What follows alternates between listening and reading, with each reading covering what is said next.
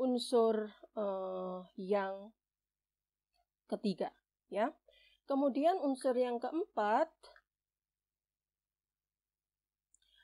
nah ujaran ini merupakan ujaran yang menggunakan isu-isu ras, isu-isu agama, isu-isu kesukuan, ya.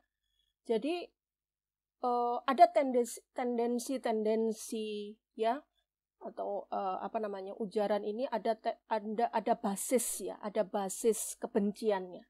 Jadi basis kebenciannya itu bisa ras, bisa agama, bisa kesukuan, ya, bisa warna kulit. Nah, itu. Jadi bukan hal-hal lain, ya, bukan karena kecemburuan atau apa, ya, tetapi ini soal-soal yang memang yang memang menjadikan perbedaan-perbedaan itu kan menjadikan masyarakat plural, ya, yang seharusnya sebagai satu masyarakat yang multi culture, ya, multi agama, multi ras, ya, kita harus menjaga hubungan baik di antaranya, sehingga isu-isu yang berbasis kebencian yang berbasis ras, berbasis agama, berbasis kesukuan, ini sangat berbahaya jika dibiarkan, ya, karena dampaknya, ya, jadi dampaknya atas ujaran itu yang kemudian perlu kita antisipasi, gitu.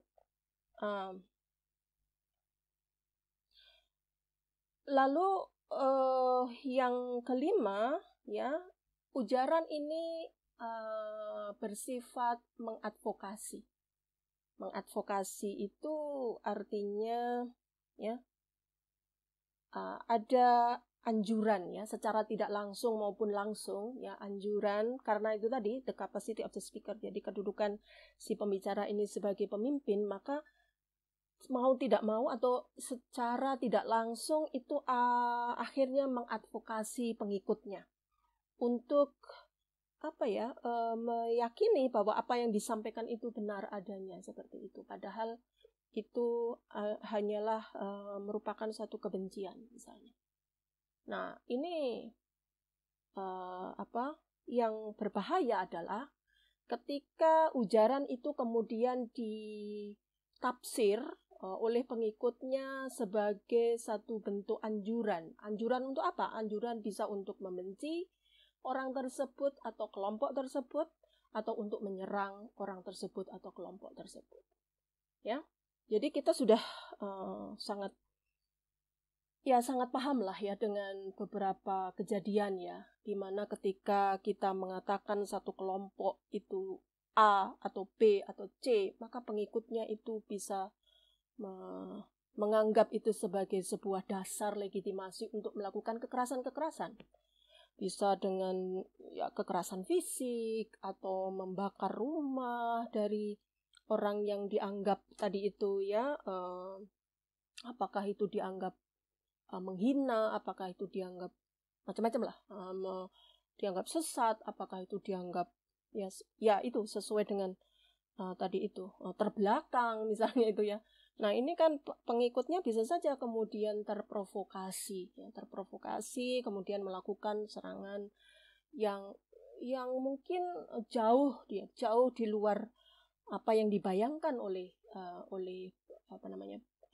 pembicara atau mereka yang menyampaikan ujaran itu, ya. Nah, ini yang sebenarnya harus dicegah, ya. Jadi jangan sampai kemudian terjadi satu tindakan yang justru menimbulkan konflik horizontal. Ya, saya kira penegak hukum harus sangat arif di dalam menyikapi hal-hal yang seperti ini, karena kita bisa berkaca dari pengalaman-pengalaman negara lain, ya, termasuk negara tetangga, misalnya dalam kasus Rohingya misalnya, atau negara-negara lain, ya, dalam kasus genosida di Bosnia misalnya, atau genosida pada saat zamannya Nazi misalnya. Nah, itu kan berangkat dari ujaran-ujaran kebencian yang kemudian bereskalasi, ya, dalam jangka tertentu menjadi suatu ungkapan advokasi untuk melakukan serangan, bahkan bisa sampai kepada tindakan yang lebih ekstrim lagi. Ya.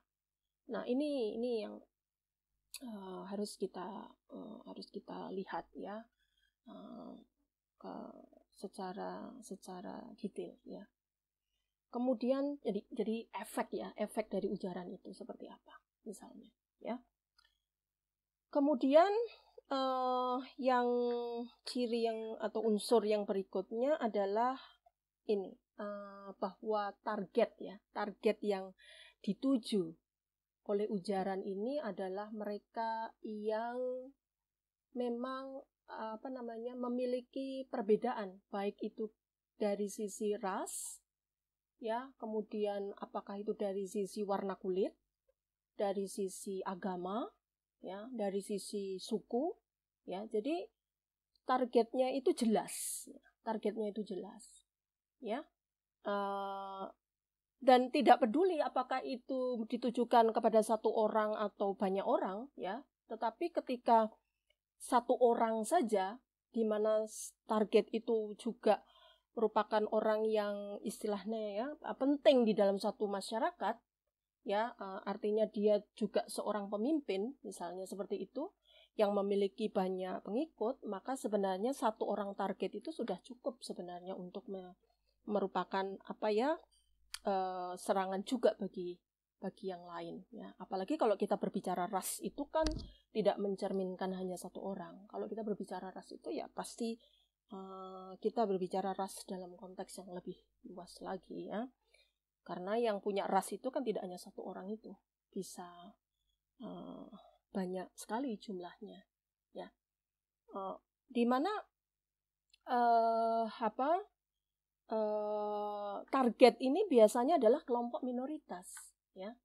Kelompok yang sebenarnya memang dia tidak memiliki tidak cukup berdaya begitulah.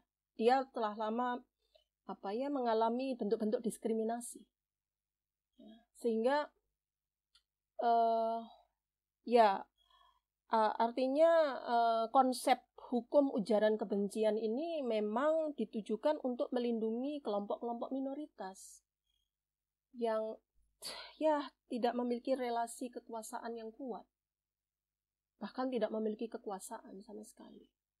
Oleh karena itu, ya kalau mereka berkuasa kan mereka bisa membela diri dengan kekuasaan yang mereka miliki. Dan biasanya mereka tidak akan menjadi target ya. Kalau mereka sudah berdaya ya mereka lebih gampang gitu ya untuk menyikapi persoalan-persoalan seperti ini. Dan tidak takut ya menjadi sasaran yang lebih ekstrim lagi. Tetapi biasanya ini ditimpa oleh kelompok-kelompok yang memang minoritas. Ya, jadi minoritas karena rasnya, minoritas karena agamanya, minoritas karena kesukuannya, atau karena alasan lain, warna kulit misalnya. Jadi kalau Anda perhatikan kasus-kasus rasialisme di banyak negara itu selalu yang menjadi target adalah kelompok minoritas. Ya, yang ramai baru-baru ini pada yang menyertai juga pemilu di Amerika Serikat ya, dengan isu Black Lives Matter, itu juga sasarannya adalah kulit hitam yang minoritas ya. Jadi agak jarang ya mayoritas itu menjadi sasaran diskriminasi rasial. Ya, karena secara posisi mereka punya segala macam piranti lah untuk membela diri, bahkan menggunakan hukum negara untuk ya melindungi kepentingan mereka. Tetapi kelompok minoritas ini seringkali tidak mendapatkan keadilan yang sebagaimana mestinya. Nah, tadi jadi kalau kita melihat 6 unsur tadi itu ya, kita bisa kemudian menyimpulkan apakah satu perbuatan X ini masuk ke dalam kategori ujaran kebencian yang berbasis ras, berbasis agama, berbasis warna kulit atau tidak, itu dengan melihat 6 unsur yang tadi sudah saya sampaikan. Ya. Nah, lalu apa bedanya dengan defamation atau penghinaan? Ya, ini tentu sangat berbeda. Ya. Jadi kalau penghinaan itu saya bisa katakan bahwa penghinaan itu adalah ucapan yang menyinggung perasaan, ya, hurt feelings of others, ya. Jadi dia menyinggung, menyakiti perasaan of others, orang lain, ya, orang lain. Jadi bukan perasaan kita sendiri, ya, tetapi perasaan orang lain, ya. Jadi di sini kita melihat bahwa unsurnya adalah bahwa penghinaan ini adalah ucapan, perkataan atau tulisan yang memang dengan sengaja, ya, disampaikan atau dipublikasikan, atau bisa jadi disampaikan secara langsung kepada yang bersangkutan, tidak harus dipublikasikan. Bisa juga dengan cara dipublikasikan, ya tergantung, ya. Tetapi yang jelas mereka, orang yang ingin dilukai perasaannya itu tahu, ya. Jadi memang disampaikan secara langsung kepada orang yang, atau melalui media, ya, di mana orang tersebut bisa mengetahuinya, ya. Nah, sebagaimana kita tahu, perasaan ini kan sesuatu yang abstrak, ya. Sesuatu yang abstrak yang bisa dinilai atau tersakiti atau tidak itu ya sangat subjektif sifatnya. Ya tergantung kepada targetnya, apakah targetnya merasa terlukai dengan ungkapan perasaan itu atau tidak. Makanya di dalam penghinaan ini targetnya adalah individu, sesuatu yang bernyawa begitu, ya, orang atau individu. Karena individu itu nanti yang akan mengukur apakah dia perasaannya terlukai atau tidak. Ya kalau individunya nggak terlukai, ya berarti ini bukan defamation, bukan penghinaan, ya kan? Oleh karena itu targetnya ya memang individu. Dan tidak berbasis itu tadi, berbeda dengan ujaran kebencian. Kalau ujaran kebencian kan ada basisnya ras, warna kulit, agama. Kalau ini sebenarnya tujuannya ingin merusak reputasi. Ya, bisa saja menyampaikan informasi bohong soal latar belakang pendidikan seseorang atau latar belakang keluarganya, ya. Kemudian informasi yang berkaitan dengan keluarganya diungkap padahal itu tidak benar, ya. Tujuannya hanya untuk ingin merusak reputasi orang tersebut, ya. Jadi kalau penghinaan itu memang tujuannya merusak reputasi, ya. Dan biasanya banyak aspek yang diolah di situ, tetapi tidak mengarah kepada tadi itu loh, tidak mengarah kepada kebencian ras, tidak mengarah kepada kebencian warna kulit, tidak mengarah pada kebencian agama, tetapi pada informasi-informasi lain yang mungkin benar, mungkin tidak terkait dengan target itu. Ya, bisa jadi itu benar, bisa jadi tidak. Ya, kan itu perlu dibuktikan nanti di pengadilan apakah data atau informasi yang disampaikan oleh pelaku ini memang fitnah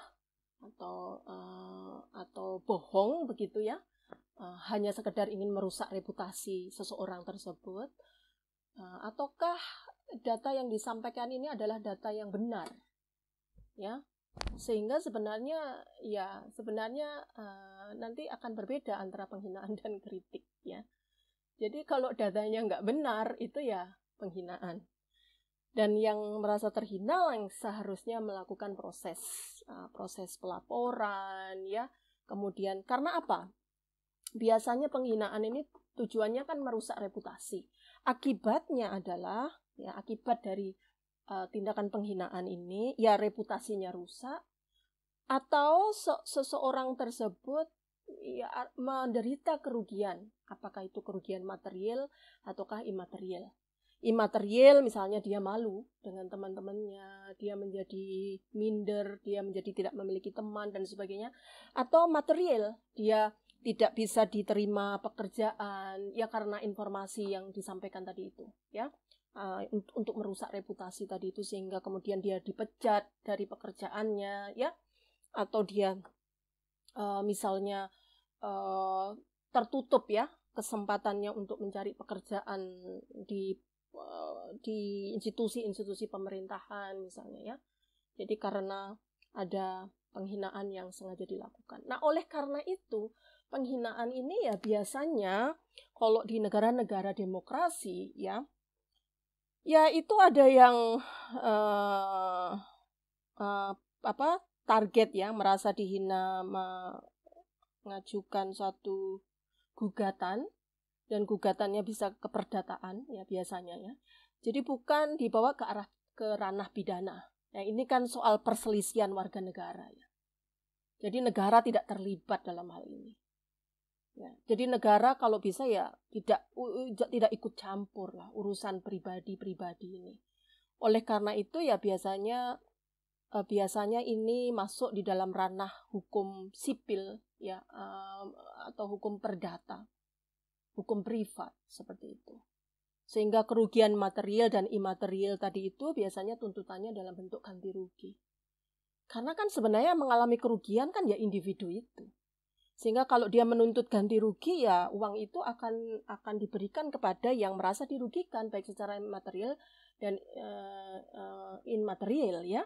Kalau pidana kan ya kalaupun dia didenda kan dendanya masuk ke negara. Lah bagaimana dengan pemulihan hak seseorang yang dihina tadi?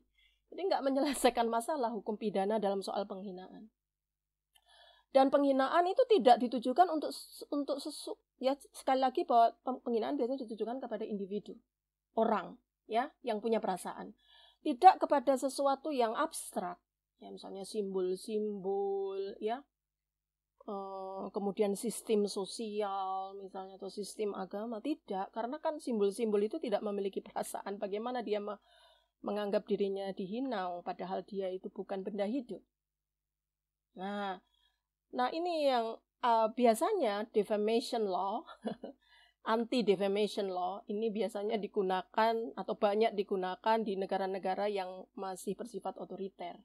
Karena sebenarnya biasanya pasal-pasal penghinaan itu menjadi pasal-pasal karet yang dipakai untuk membungkam mereka-mereka yang sebenarnya sangat kritis terhadap pejabat tertentu, sangat kritis terhadap pemerintah, sangat kritis terhadap birokrasi dan sebagainya ya. Jadi ada kalanya pasal-pasal penghinaan ini justru disalahgunakan begitu. Disalahgunakan ya oleh orang-orang tertentu yang memiliki kekuasaan. Nah, ini berbahayanya kalau kita memiliki hukum defamation anti-defamation law. Ya, oleh karena itu kan pernah tuh Mahkamah Konstitusi sudah menghapus pasal-pasal penghinaan semacam ini ya, seperti pasal-pasal perbuatan tidak menyenangkan. Itu kan pasal-pasal yang sangat sumir ya, sangat multitafsir, sangat ambigu begitu ya. Ya, sehingga ya menurut saya kalau itu sampai dibawa ke ranah pidana itu ya itu tadi bisa jadi hukum yang digunakan sebagai alat untuk membungkam. Padahal sebenarnya kalau hanya penghinaan itu ya maksud saya bukan hanya ya, tetapi kalau kasus semacam itu ya masuknya mestinya ke ranah hukum sipil. Ya saya kira sudah banyak negara-negara demokrasi yang membawa hukum defamasi ke arah hukum sipil ya, bukan ke arah hukum pidana. Nah, kita sepertinya masih mempertahankan itu, oleh karena itu seringkali dirancukan kan antara penghinaan, ujaran kebencian ya, dan kritik. Nah, kalau kritik sendiri apa? Nah, kritik ini tentu sangat berbeda ya. Karena kritik ini kan memang sama, dia disampaikan bisa secara lisan, bisa secara tertulis ya. Karena ini kan bagian dari hak kebebasan berekspresi, berpendapat ya, mencari informasi, menyampaikan informasi, menyebarkan informasi ya. Jadi kalau pernyataan tadi itu baik secara tertulis atau lisan melalui berbagai macam media ya yang berbasis data dan ilmu pengetahuan ya. Jadi basisnya itu jelas, basisnya data, basisnya ilmu pengetahuan, basisnya fakta. Ya. Untuk mengkritik ya misalnya kekuasaan atau pemerintah atau mereka yang sedang memiliki kewenangan untuk membuat kebijakan ya, Karena sebenarnya kritik ini bagian dari cara atau partisipasi publik ya di dalam melakukan pengawasan terhadap pemerintah. Ya, jadi public oversee gitu ya. Jadi public participation to oversee the government. Jadi ada partisipasi publik untuk mengawasi jalannya pemerintahan. Dan biasanya kritik ini disampaikan oleh mereka yang memiliki keahlian, ya, memiliki pengetahuan, memiliki data, memiliki fakta terhadap sesuatu yang sedang menjadi objek kritik, ya. Oleh karena itu, kritik tidak bisa disamakan dengan penghinaan atau ujaran kebencian. Apalagi menggunakan pasal-pasal penghinaan atau pasal-pasal ujaran kebencian untuk pengkritik. Itu sangat-sangat tidak tidak cocok ya untuk di negara demokrasi.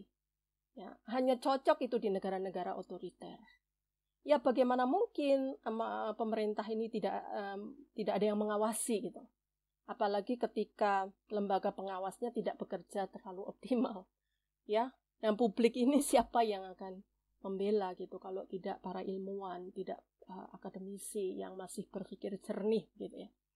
Ya, dalam menyikapi atau mengkritisi suatu masalah. Oleh karena itu, membungkam para pengkritik dengan pasal-pasal penghinaan atau pasal-pasal ujaran kebencian atau menggunakan itu pasal-pasal yang memang ambigu itu untuk diolah sedemikian rupa sehingga kemudian pengkritik juga dipidana atau diancam pidana, ini akan sangat membahayakan bagi demokratisasi. Ya. Jadi apa yang tadi saya sampaikan itu sebenarnya saya merujuk pada konvensi hak sipil politik, ya, pasal 19, pasal 18, pasal 19, pasal 20, ya, Kovenan Hak Sipil dan Politik yang sudah diratifikasi oleh Indonesia, ya, tahun 2005, artinya itu sudah menjadi hukum positif Indonesia. Dan saya kira penegak hukum sangat sah ya menggunakan alat bantu hukum positif semacam itu untuk membantu menafsirkan peraturan perundang-undangan yang kurang jelas. Ya. Jadi itu saya kira itu satu langkah yang mulia karena kan menunggu undang-undang direvisi kan tidak mungkin.